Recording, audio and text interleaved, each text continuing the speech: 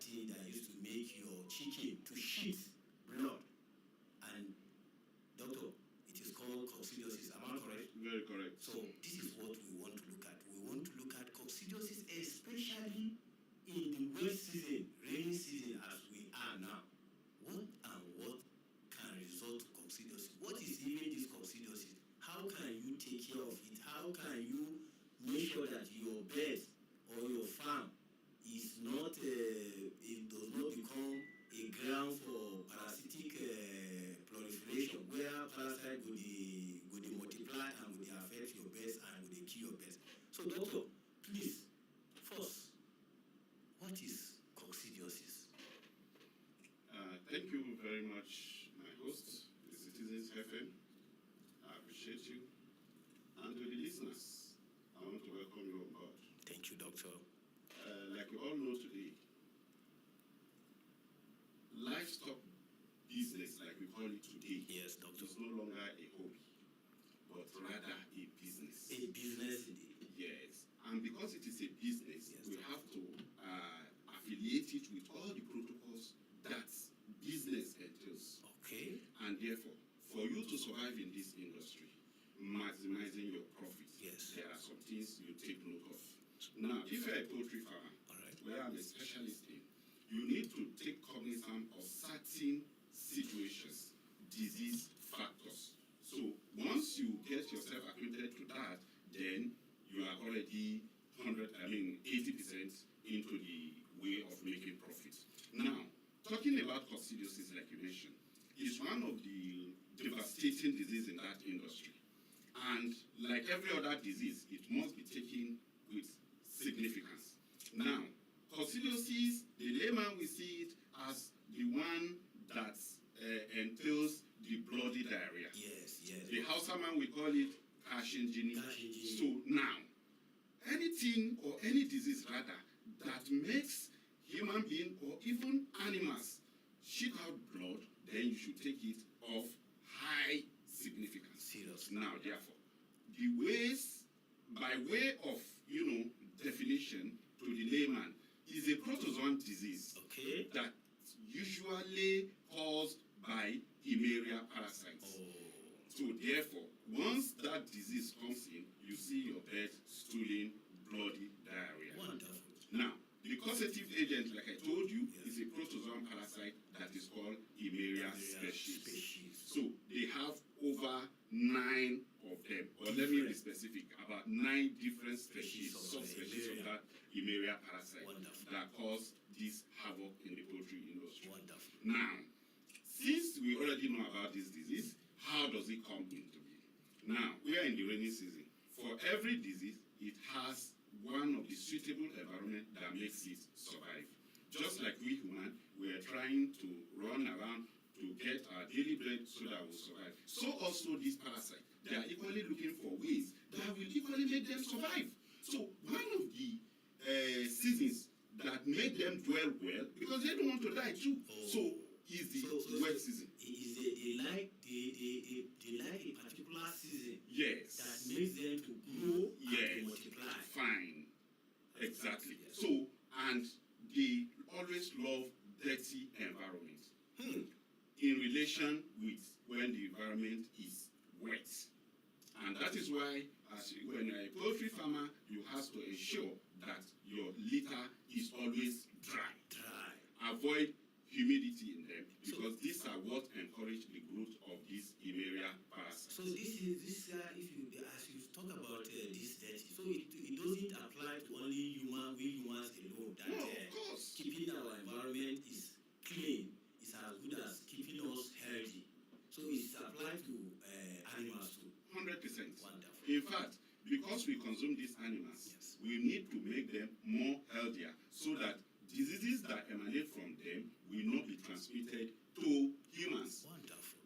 The natural job of a veterinary profession is to avert any infection that will come from this animal to humans. Human population And cause havoc to the human. So our major aim is to make sure we curtail all these diseases so that they will not be transmitted to animal, to humans rather.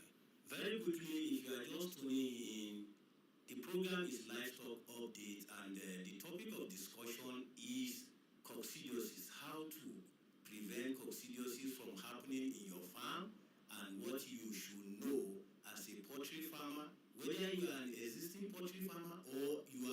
intending poultry farmer, what you're supposed to have at your fingertips. That is the basic information you're supposed to have. And to discuss this, I'm not alone. I am here with a professional, a seasoned professional who has spent almost his entire life doing one thing, that is animal health, how to keep animals healthy. And is no any other person but Dr. Baraka. And you, the listener, can also share with us what your experiences are. We don't know it all. This program is actually for us, we the livestock farmers. So whatever your experiences are, you can share with us, and I'm going to call the numbers to reach us with. And the numbers are here: 090 322 29797, 090 322 29797. And there is another number you can also call, is 081 822 22206. Doctor, you have talked about cleaning environment. By this, are you saying that I cannot just keep my pets in anywhere? And because back in the the local chickens, you have you at your backyard, you can just prepare a small place for them, and they are fine. So you know, for a farmer, when you talk about cleaning the environment, you know, to some of us it is strange, you know. So can you just maybe expatiate for our listeners and ourselves, so that we can, you know. Thank you very much, my uncle. When we say clean environment, I do not mean you go put a bed and mattress and a bed sheet for this chicken to lie on. No. That is not what we mean. So any animal you see has its own significant bedding. Right. So therefore, in the poultry industry, we don't want them to be on the bare floor. Okay. Now, there are animals actually, like we know, they bring up their droppings. Of course, they don't have hands to clean it themselves. So they are dropping their sheet. Yes, their sheet, fecal material. So we try to get some insulating material that once they defecate or bring up this fecal material, the insulating material will absorb it. And in this part of the country, the most common one we have is the wood shavings. So that wood shaving is designed not only as an insulation material, but equally to absorb the moisture that comes with this fecal material from this birds dropping. So it absorbs it, thereby not making it wet. Okay. So it serves as an insulator. Yes. And it's also as an absorber. Yes. Such manner that it becomes easier for the sheet, that is the poo to dry quick. Yes, to dry quickly. And so by that it does not give room for microbial growth. Yes. Or for the pathogens or whatever, the parasite to grow. Yes. Oh, that's a great one. Yes, sir. That's a great one. So the numbers are 090 322 29797. I'll take it again. 090 322 29797. Livestock update on Citizen FM 93.7. And today, what we're looking at is coccidiosis. That is the disease where they make your chicken they shit blood. Abi? Yes, sir. Yes. The cuta wanda yake haifar da kashin jini abunan kaji tolo-tolo wasu na yi, even tolo-tolo do that coccidiosis. So with me to do justice to this topic is Dr. Baraka of LIFESTOCK, who is a seasoned livestock professional, an animal health practitioner for decades, and is here today and is doing just the justice. So if you are listening, please, and you have anything you want to add to this program, quickly call the numbers I've called, or you have experience as to what we in this program, we don't know it all, and that is why it is Livestock Forum. Everybody is welcome. why we're doing this is because livestock program, actually livestock community is a big community. Doctor, if I don't know if I'm Very, correct. very correct. It's a big community and it's a community that ought to be represented. We ought to have a voice, and that is just what we are doing here. So make you know the sit down look. Let us join hands together to take the industry to where it's supposed to be. So, doctor, you know, sometimes you see your birds. I've noticed sometimes you see birds, you see their feeders are dropping. You see them looking as if they are cold, but and sometimes you maybe in the population of maybe 100 or 50, you pick one mortality, two mortality.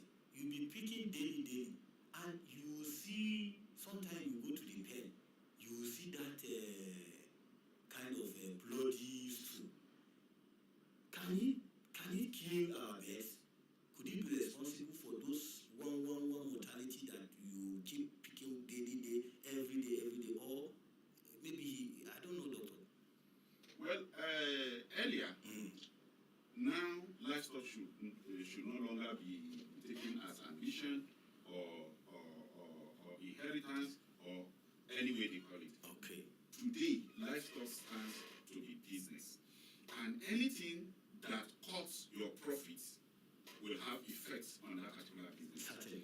Now, if you have 2 naira and you spend 1 kobo out of it, that money is no longer 2 naira. It has reduced.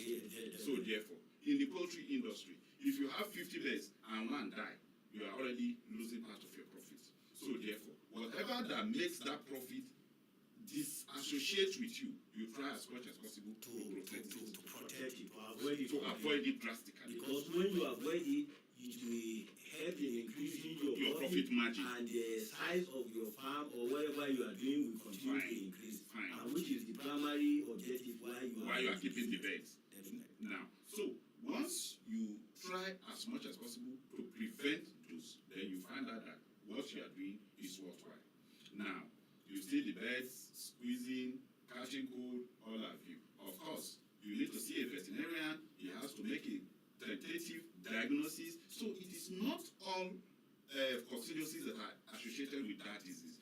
Just like in the human face, where a patient will come and say, I have headache.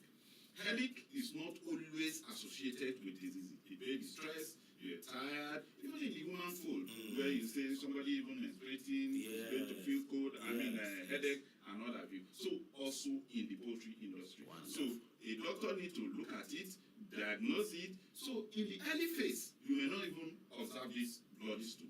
So it graduates. So a farmer needs to be very, very careful and vigilant, as well as look into your poultry on daily basis.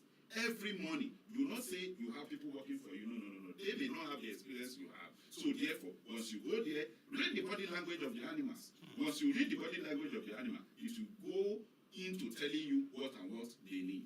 So therefore, when this thing comes and you treat early, it is going to give a very good solution. So by this, if I understood doctor very well, that is being as a proprietor or as a farm owner. Yes. You don't just hand over the affairs of your farm in the hands of your employers. That is those you employ. Yes. So you as a farmer, you as the owner of the farmer or of the farm also need to be there. That is, your presence is also very, very critical. Very, very to the success of your whatever you want to achieve. Very important. That's a very wonderful one. The topic is still coccidiosis and how to prevent coccidiosis from happening in the poultry farm. And the number to call 090 322 29797 090 322 9797 090 322 29797. Doctor, you talked about the livestock industry not being the way it were before. That is big business and it has to be taken as a big business. But I'm just diversing a bit from what the topic of today is, because if you look at it, you see that quite the industry is contributing, or even by statistical record, that only about 30% of our local demands is what the poultry industry, the product from the poultry industry has been able to meet. So what do you think is responsible for all of this? That means, if you look at it, that is, we are meeting only 30% of our local demand. And that local demand far exceeds that 30%. That means you still have about 70% deficit. Are you getting it? If that is, if we are to meet our demand locally. So, and by this, it then means that 70% of our consumption, poultry consumption, is coming from somewhere else. And you know what that entails. That just implies maybe giving job to somebody somewhere, and you are facing, you're having issues with unemployment. Are you getting it? And you have 70% of our poultry need being met by other people. What do you think is responsible for that, and what can we do to change the trend, Doctor? Well, thank you very much once again. You look at this industry, giving it a very critical look. There are quite a number of factors responsible for this analysis you just gave. Number one, the technicalities. For anything you are doing, you must have the knowledge about that particular thing you are doing. If you don't have the knowledge, there's no way you can succeed. Even if you have to hire somebody that has the knowledge, you equally have to incorporate the little you have. Yes. If you don't, that person you employ. Now, people are fraudulent in nature. So if you do not know what you're doing, that person will capitalize on your error and is going to, deal with you. Yes. And that is the reason why we have quite a number of failures in this industry. So therefore, you must know what you are doing before you even embark on it. Now, the other things are the insufficient technical workers. When I mean technical workers, I'm talking about the veterinary doctors and even the animal scientists. These two people have to come together because we are insufficient. Looking at about 2 billion people in this country, now the population of these technical persons is less than very, very insignificant. So there is no way they can meet the high demand of all these farmers. Yes. So therefore, now there is the need for things to be subsidized. A lot of schools should introduce professions that will deal in these aspects, so that we'll have quite sufficient people that will go into this. Before now, we used to have extension service workers. Now they are no longer in existence. They leave the work to the hands of the animal health practitioners. Sir, is it that they are not longer in existence, or they are not doing their work? No, that they are not doing their work.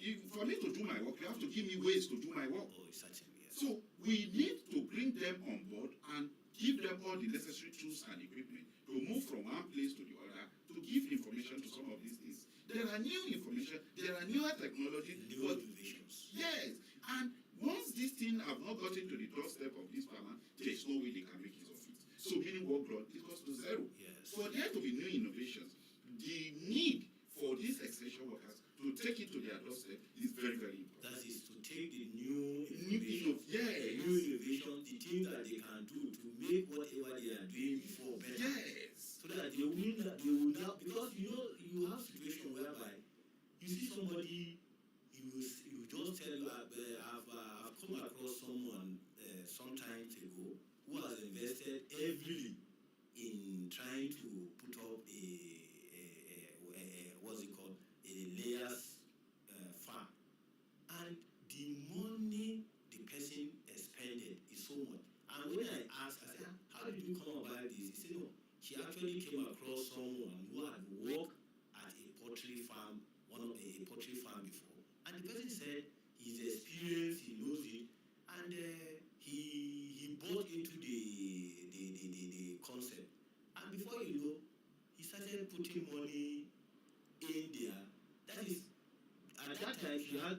about just 500 pullets.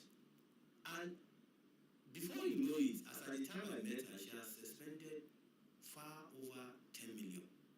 And the farm is not getting result. In fact, you couldn't see something close to 1 million in the farm. So you see where you know that just to portray what you said about having people with technical know-how who in turn will meet farmers and to tell them about new innovations, new ideas, and new ways to do things better. Yeah. But to this extent, Doctor, do you think it's individual's responsibility to do that, or what do you think should shoulder this responsibility? Now, just like I told you, it is not everything that government will do. All right. We have a responsibility on our own part to equally move an inch to see to how we're going to solve our problems. Now, if you really want to do anything like an investment, you need to seek more knowledge into this thing. Once you seek this knowledge, then definitely you try. There are a lot of places where you will go as a farmer and they will give you this education. One of such places are places like the Agricultural Research Council of Nigeria, where it has the mandate of taking care of most season farmers, both in the aspect of crops and animals. Now, putting that aside, there are equally public individuals who are into the marketing of some of these produce. Now, before now, we used to know that when you keep your broiler for 8 weeks. Given there's this particular kind of feed, after 8 weeks, they will perhaps give you like 2.0 kg before you make it as a market weight. But today, with constant research and innovation, we have feed today that in 5 or even in 5 weeks, they give you the desired weight, even more than what you used to keep before then. So this is the work of innovations, knowledge seeking, and once this thing is continually done, there are ways that will come in together and will meet to a melting point, and the both parties will be happy. So when you spend, before now, you say you are spending, today the life weight of bird perhaps is about 3,000 naira. And the cost of breeding perhaps per kg. Yes. Now, what you are putting in is about 70% of it, perhaps. Now, if with this innovation you discover what you are putting in is going to drop to about maybe 50 or 60%. So maybe you go for that one. Yes. So definitely you have a larger margin. Yes. So you smile to the bank always. So these are some of the innovations we are doing. Now, most of these things we get from this industry, perhaps in the poultry industry. Yes. So we have other things that can be put into use. The feathers and even the intestinal material. Yes. So these are things that can actually be used to get further. That is being reprocessed into Yes. a finished product. Yes, And instead of it us brings more money into the farmer or the farmer. and by extension the entire nation. The nation as a whole. This is interesting. Yeah.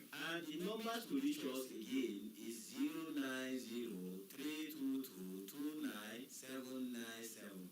090-322-29797.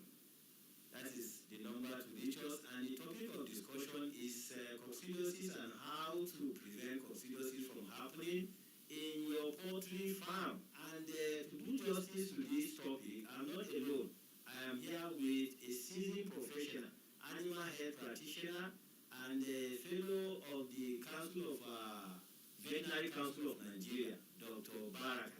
So, if, Doctor, you know, they say right now we have livestock industry. I mean, livestock ministry of livestock. And you know, a lot of things have been said. So many things have happened, and the recent happening actually, I would say, translates in what we are having now, like what we are having in the livestock industry, because it has never happened before in the livestock industry, where you have a ministry solely dedicated to meet the yearnings and aspirations of the livestock community. Doctor, how do you feel about the coming of this ministry, and what do you think the ministry should focus on in order to aggregate the livestock potential for the good of Nigeria? Yeah. Thank you very much for this beautiful and wonderful question. Well, this is equally one of the plenty plus of this present dispensation. The coming of this livestock ministry is not just to wipe tears of just the professionals, but equally to the farmers, because this is what we have been looking for. And before now, we used to have serious crisis.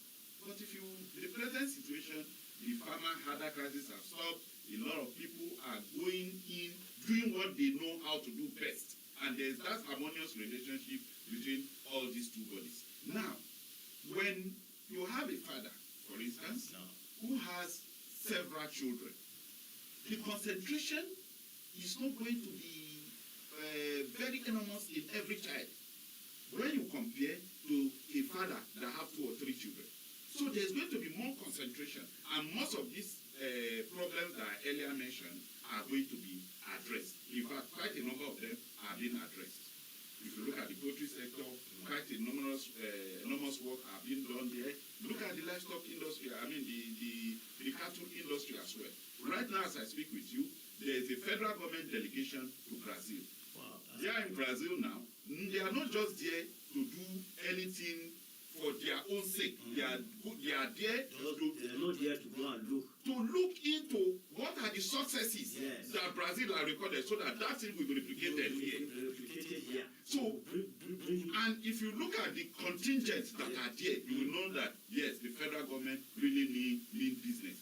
If you look at the ministry, the Minister of Livestock is there, the Minister of Agriculture is there, the CBN governor is there, the Minister of Finance is there, the Chief of Defense. So you can look at the caliber of these people that are there. So this is to tell you that in the nearest future, we are going to feed the nation with ease. Just to add to what you have said, yes, sir. Recently, I listened to the Minister yes, sir. of Livestock Ministry, and he said something. In fact, he was so enthusiastic that he has to say it in Hausa. He said, gaskiya dole ne mu bar yin abin da muke yi da wanda baya ba mu cigaba. Yadda muke yin abubuwa da wanda za ka saki dabban ka ya je yana yawo ya je ya samu abinci, wannan ya riga ya wuce. Yanzu dole mu koyi abubuwan da ake yi wanda dabban ka za ka iya ciyar da dabban ka ba tare da ya je yana yawo ba. I was impressed, and just to show you that they are not just talking. It was immediately backed up with evidence, because I noticed that there was a campaign that is of grass planting, improved grass planting in Abuja, and I am aware also that in some part of the country that has also been replicated, is happening now. Now, doctor, you see,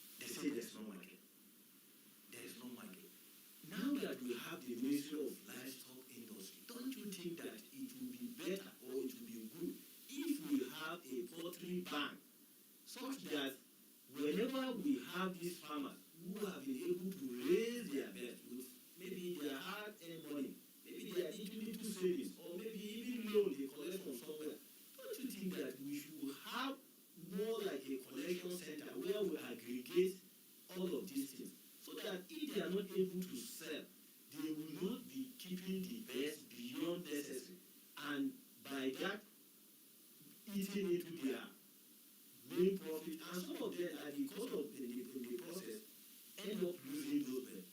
Don't you think that we should have something like a poultry collection ban or poultry ban whereby those birds we are collecting, because most times you see the ones who bring as frozen meat here, I'm sure it's probably the same way that those governments are doing, I don't know, but I feel if we have a collection where we aggregate all those things and take away those burden from the small older farmers, I don't know if I'm actually, Doctor, what's your take on that? Yeah, thank you very much once again. Well, it's one of the very, very important things that you have raised. But like I earlier told you, we need to have knowledge. Once we have knowledge, we'll know and we'll make things easy for ourselves. Now, it's just for one of these farmers to key into the value chain. Once you key into the value chain, farming does not only exist raising the birds, giving them food, and all of you. Now, that value chain is not complete until that product or the commodity gets into the doorstep of the consumers. Now, therefore, you have produced. You need somebody to take it to the market. Once you get to the market, you need somebody to process it. You need somebody to sell it out to all these people. That is either the carcass form, if it is the layer section, if it's the egg, and all of you. Now, like I told you, now, there are quite a number of people that have decided and have already entered to breaking in the value chain. Now, this is actually a problem, or the menace, but quite a number of people are not aware. Now, industries have come up now. There's one in Lube. Once you have your bed, they will come, you just give them a call, come and look at your bed. You don't need to have any problem. They will just look at the whole bed and pack it. Wonderful. They have a very good plant. They process this bed. In fact, they export some of these things. So, that is why I said we don't have much knowledge. Now, these are some of the little innovations of the present government. So, they have given in the public, that is why part of the visions and the mission is public-private partnership. So, since they know that, okay, if we go in, it might perhaps be very difficult for us. So we therefore call people that have interest in doing it. We give them the necessary support so that they go into it and they will do very, very well. So right now, we have people who pick up. They take up the challenge. Yes, they pick up whatever you have, even if you're more like off-takers. Yes, off-takers. Yes. In fact, that is one of the best things. So these days, if you look at it, you find out that quite a number of people are raising these beds. And I'm sure, because you know, with this now, I'm sure it's not anyhow beds that they do. Of course. So you have to make sure that your beds are well kept and they are well fed. Very, very well. So that they will be there, at least they must have attained certain weight, light body weight before they can take. Fine. Because you know, some of us now maybe hearing this, we just raise your beds anyhow, you not feed them, and you see that over time your beds will only be gathering feathers instead of gathering instead of adding weight and having muscle and little fat. So you know, most of us sometimes we abuse privileges. Yes, we must know that these people too know what they are doing. They come in with their skill. So if after you raise your beds and you refuse to give them adequate feeding, and when they will buy it, they are going to buy it with lesser money compared to somebody who did very, very well. Like I tell you, you can see farmers today, within the limited possible time, they give you livestock or even birds that have maximum weight within a possible short time. And those people are the ones that are really making business very, very sweet for themselves. If you are just tuning in, we are up to Livestock Updates, coming to you live from Citizen FM 93.7 Abuja. And the topic of discussion in Livestock Update today is how to prevent coccidiosis from happening in your farm, especially in the wet season. And to do justice to this topic, I'm not alone. I'm here with a seasoned professional, a livestock person, animal health practitioner. He knows it and he is doing it. And it's none other person than Dr. Road, Baraka. And the number to reach us are 090 322 29797. I don't know what is wrong with the line today because I've not been coming in. So if you are listening, I'll take the number again, 090 322 29797. And there's another number again, 081 822 22206. I'll take that again, 081 822 22206. So, doctor, the time, we just have a little time as our engineer is telling us. We have barely about 7 minutes. Please, what can you tell the livestock community in terms of consolidation? Because right now, as you have rightly said, we have an administration that have demonstrated seriousness in addressing all the so-called challenges that have stood on the part of the livestock people and the livestock industry as a whole as we navigate to the success we desire. What can you say to the farmer? What do you expect we, the livestock farmers, that is the community, to do in order to chemicals, and depending on the kind of chemicals, and depending on the kind of and it's available now. It's available vaccines to prevent coccidiosis. Wow, that's great. Now, if that fails, then you now go into treatment. Yes. So some of the drugs we use in treating are amprolium, we have trazodone, Okay. diclazoril, and some sulfur drugs. So this majorly will curtail that infection. Yes. Now, back to what you just asked. Well, like I told you, the federal government is doing its possible best to make sure it makes the farmers happy. One of the ways to make the farmers happy is by the establishment of this new livestock development. Yes. And here we have people who are not just professionals, they are practitioners. And they are passionate. They are passionate about it. So these are people that knows nothing outside the world of livestock. So that is when, if you do that, they will tell you a square peg in a square hole. Now. Hello? Hello, good afternoon. Good afternoon. Welcome to Livestock Updates. Yes, I want to know what I need to start my poultry business. Yes, actually, today what we want to start, are you an existing farmer or you want to start? No, just to start. Or just to start.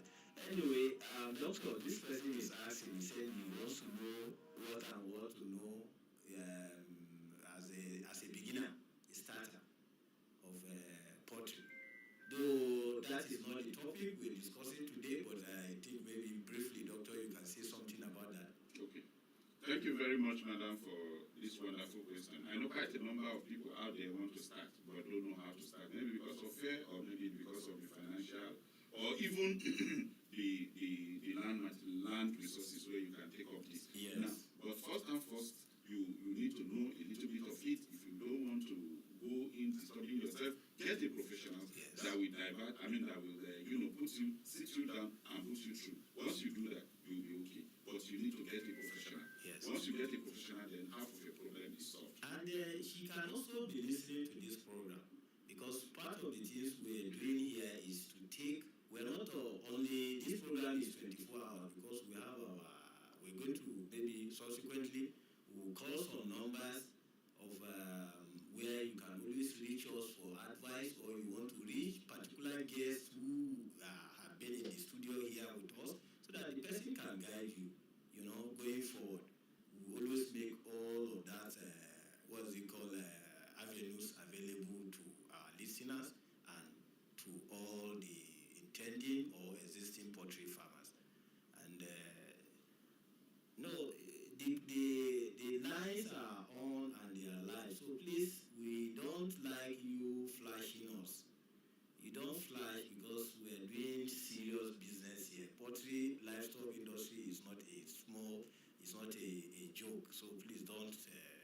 flash. We don't like people who flash. So, doctor, thank you very much for coming. As you can see, as a matter of fact, we would have loved this program to continue, but our time is not our friend. So he is always there for whoever wants to is ready to take advantage of it. So as you can see, our time has gone, and we look forward to having Doctor in the studio again, so that Doctor will shed more light on us. There are so many issues to discuss, and with me from here, my name Mohammed Suleiman, and the studio, the livestock community. We want to say a big thank you to Doctor, and we wish you safe journey as you return back to your house. Thank you very much, and we believe that when we call you some other time, you will always come to our aid. Well, thank you very much, my uncle. Like we rightly said, we are here to solve the problems of the farmer, and with this, everybody is playing his part. The radio station is playing his part. The visitor is playing his part. The government is playing his part, and even the animals are equally playing their own part. Wow, So with this, all of us are coming in together to make sure we solve that particular problem. Once again, my observers, or rather my listeners, I say thank you for listening, and I appreciate every one of you. Thank I you, wish you Doctor. happy Thank you. farming. Yes.